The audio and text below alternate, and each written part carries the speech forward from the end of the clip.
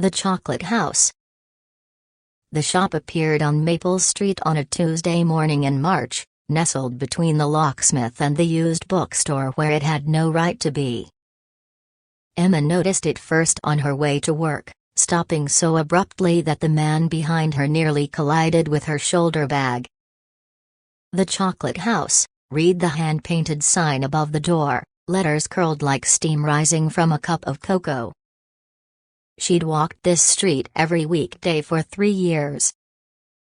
There had never been a shop here, just a brick wall with old concert posters peeling away in strips. Yet here it stood, with its burgundy awning and golden door handle shaped like a cocoa pod, as if it had always been there. Emma checked her watch. She had 10 minutes before her meeting, which meant she had no time at all. But something about the warm light spilling onto the sidewalk made her reach for the door. A bell chimed as she entered, and not the electronic buzz of modern shops, but the pure silver ring of an actual bell. The interior was smaller than she expected, almost like stepping into someone's private study.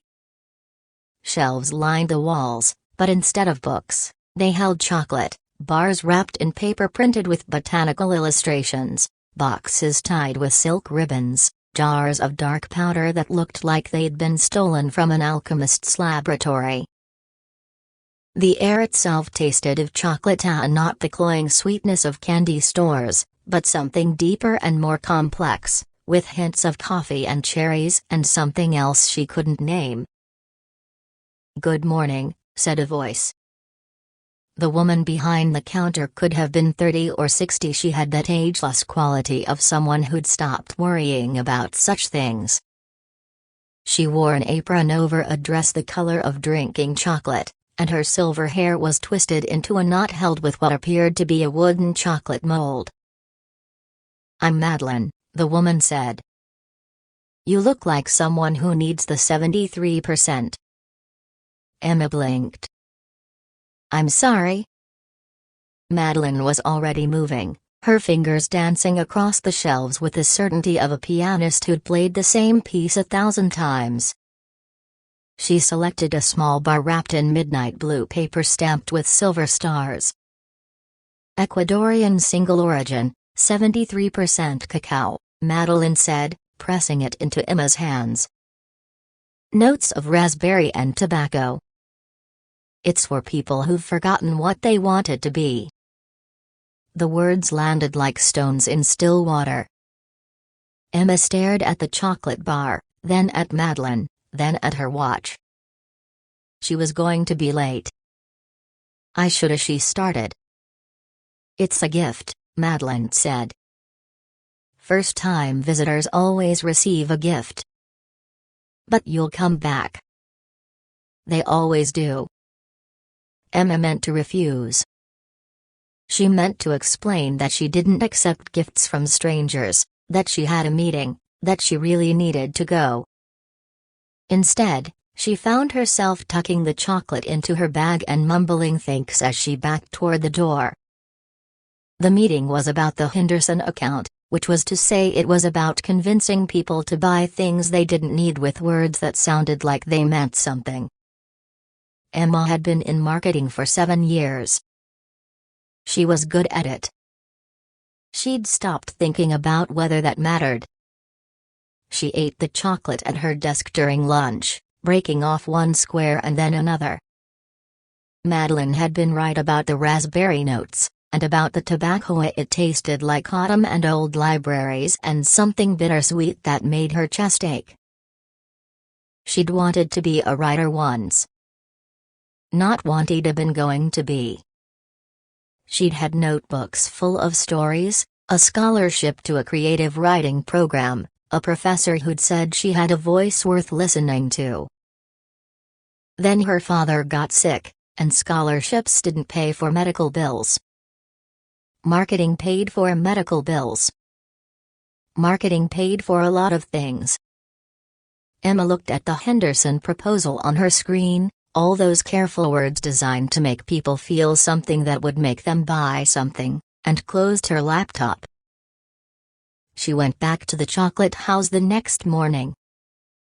Madeline greeted her like an old friend, like there had never been any question she'd return.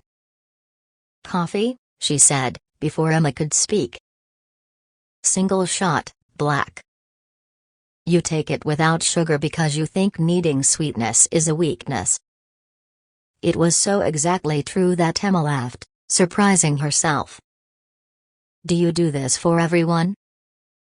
Psychoanalyze them through their chocolate preferences?" "Only the interesting ones," Madeline said, handing her an espresso cup. "The boring ones usually want milk chocolate, and they never come back. Try this." This was a truffle, small and dark, dusted with what looked like edible gold. Emma bit into it and tasted salt and caramel and the sea, not metaphorically tasting it, but actually tasting brine and wind and the particular loneliness of beaches in winter. "How is she started?" "Magic," Madeline said simply. Emma wanted to laugh again, to make some joke about fancy ingredients and the power of suggestion. But the truffle tasted like the beach where she'd scattered her father's ashes, and there was no combination of cocoa butter and vanilla that should have been able to do that. She started coming every morning. Some days Madeline gave her chocolate that tasted like thunderstorms or first kisses or the particular quality of light at 4 in the morning. Some days they just talked about books and cities and whether nostalgia was a form of grief or a form of love. Emma learned that Madeline had opened chocolate houses in 7 different cities over the years, staying in each until she found the right people, then moving on. She learned that every chocolate was made by hand in the shop's tiny kitchen, though she never saw Madeline cooking. She learned that some questions weren't meant to be answered with words. Other customers cameo: a teenage boy struggling with whether to come out to his parents, a woman trying to forgive her sister, a man who'd given up painting when someone told him he'd never be good enough. Madeline gave them each something different, something specific, something that tasted like the thing they needed to remember or the thing they needed to forget. 3 months after the chocolate house appeared, Emma quit her job. It was terrifying. It was the most sensible thing she'd done in years. She started writing again, not in stolen moments between meetings, but in dedicated hours, treating it like it mattered because it did. The stories came back, different than they'd been before. Richer. Less sweet and more complex, like dark chocolate with notes of things she'd had to learn the hard way. "I'm proud of you," Madeline said one morning, pressing a small package into her hands. "This is for after you finish the first story." "How do you know I'll finish it?" "Because you remember now," Madeline said. "What you wanted to be." Emma finished the story that night. It was about a girl who finds a shop that sells dreams in glass bottles, and what she trades to buy one. It wasn't perfect, but it was true, which was better. She opened Madeline's package, 6 chocolate truffles, each a different shade of brown, each labeled with a single word in Madeline's flowing script. Joy. Sorrow. Fear. Courage. Love. Hope. Emma ate them one by one, tasting the full spectrum of being alive. The next morning, the chocolate house was gone. Not close to gone. Just a brick wall with old concert posters peeling away in strips, exactly as it had been before. Emma stood on the sidewalk, staring at the space where the door should have been. Part of her wanted to doubt, to decide she'd imagined the whole thing, to blame stress or grief or the power of suggestion. But her bag still smelled like chocolate. And her notebook still held the story. And she still remembered what she'd wanted to be, which was the same as what she was becoming. Sometimes, late at night when the words wouldn't come, Emma would walk down the Maple Street and stand where the door used to be. She never saw it again. But sometimes she'd catch a hint of chocolate on the wind, and she'd remember that magic is just another word for paying attention to the things that matter. And she'd go home, and she'd write.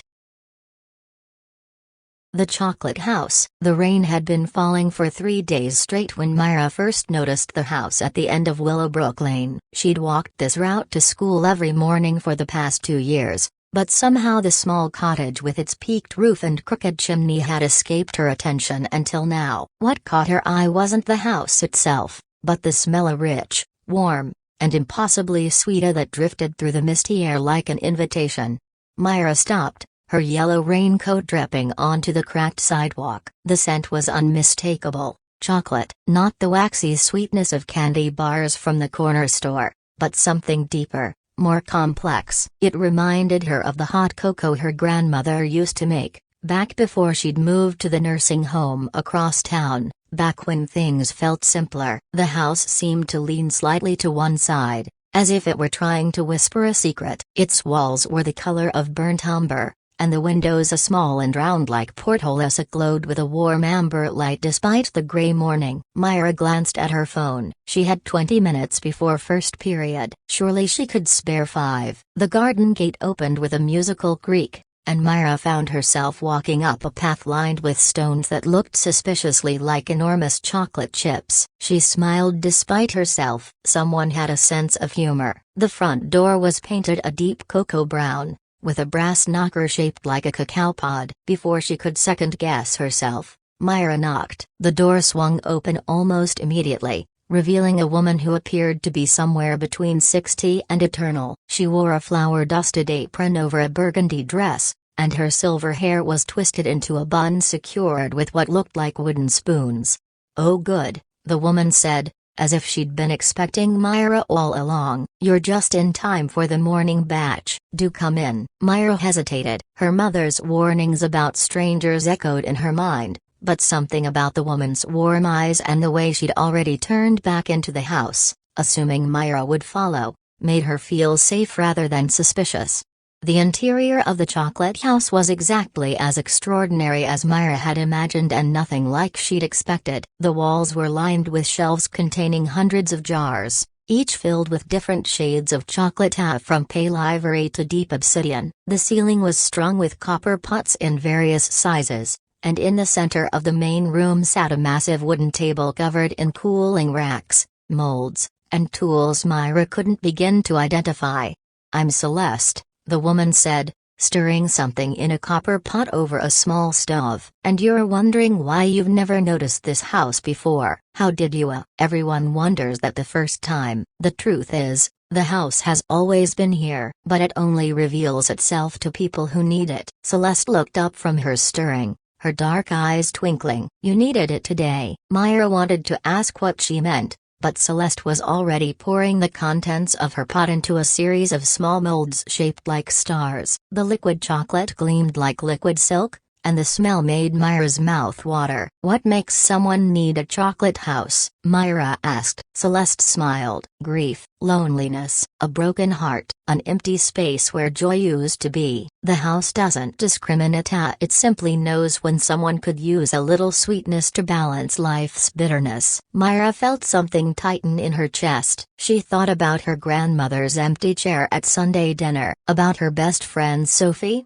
who'd moved to Portland last month, about her father, who worked such long hours that Myra sometimes went days without really talking to him. "I'm not sad," Myra said, but her voice cracked on the last word. "Of course not," Celeste said gently. "You're just a little lost." "There's a difference." She picked up one of the newly molded stars. Somehow it had already solidified and handed it to Myra. "Try this." The chocolate melted on Myra's tongue, releasing flavors she didn't have words for. It tasted like her grandmother's laugh, like summer afternoons reading in the park with Sophie, like the rare mornings when her father made pancakes and they ate together without checking their phones. It tasted, impossibly, like being found. Tears pricked at Myra's eyes. "What is this?" "Memory chocolate," Celeste said. "It reminds you of what matters, what's worth holding on to." She gestured around the kitchen. "Each chocolate here has a different purpose. Some heal old wounds, some give courage, some help you see truth, and some simply taste delicious." And never underestimate the power of simple pleasure. For the next hour,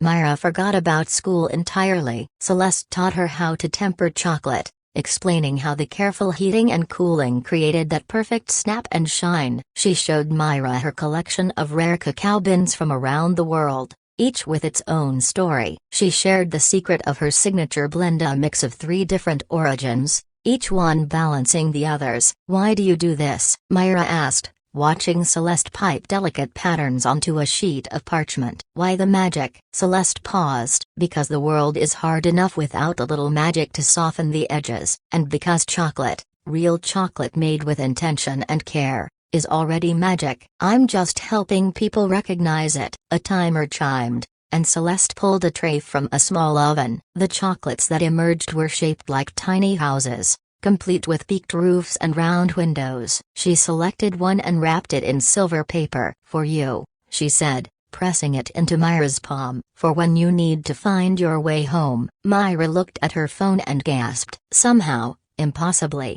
only 10 minutes had passed. She should be late for school, should have missed first period entirely, but according to her phone, she still had time to make it. "Time moves differently in the chocolate house," Celeste said, answering Myra's unspoken question. "Now go, but come back whenever you need to. The house will be here and so will I." Myra walked to school in a daze, the wrapped chocolate tucked safely in her pocket. When she got home that afternoon, she told her father about the chocolate house over dinner, the first real conversation they'd had in weeks. He listened, really listened, though she could tell he thought it was just a quirky candy shop she'd discovered. That night, Myra ate the house-shaped chocolate. It tasted like belonging, like purpose, like home. And in her dreams, she saw herself standing in Celeste's kitchen, creating her own magic, helping others find the sweetness that balanced their sorrow.